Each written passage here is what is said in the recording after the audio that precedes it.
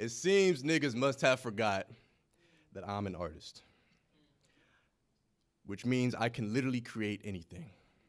So if you try to dictate my art, then watch me create distance, dickhead. I know niggas preying on my pain so I can give them poetry.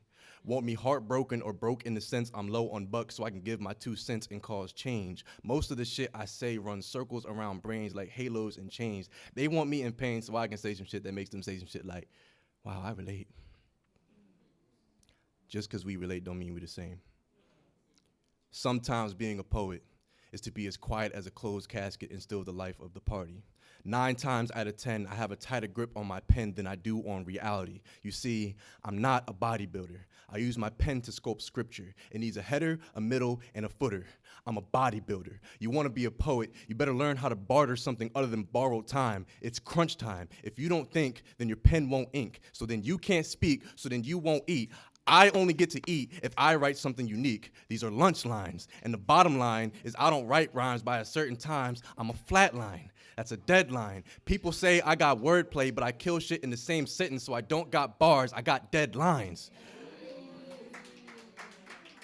I know niggas preying on my pain so I can give them poetry.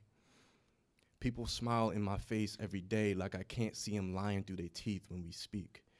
You don't actually wish the best for me. You just hope the pain doesn't get the best of me so I can give you poetry, bestie.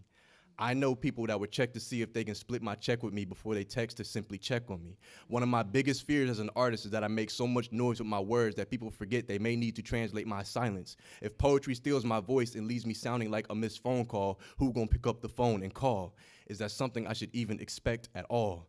Most times I don't know if I'm fighting my demons or becoming someone else's. Poetry is the same as pouring all your alcohol down the drain and still flinching from the burn of it going down the wrong pipe. Poetry is the most sinister type of fight. Our worldview, too cynical. Our problems, too difficult. Fresh air, too chemical. Habitat, unlivable. The poet, unlovable. It all ends with a bunch of bull. But you want to be the poet bull, right?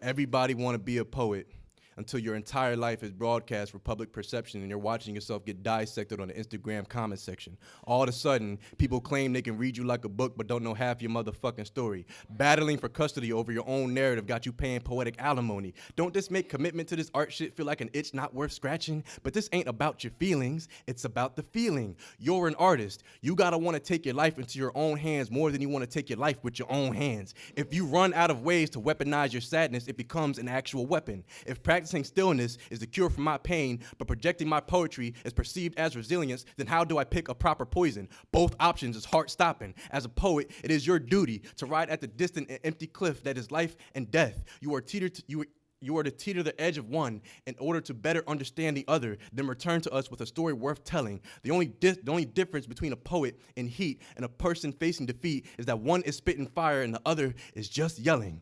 So if you're still wondering why niggas are preying on my pain so I can give them poetry, like if you still don't get it by now, then I don't know what to tell you. Thank you.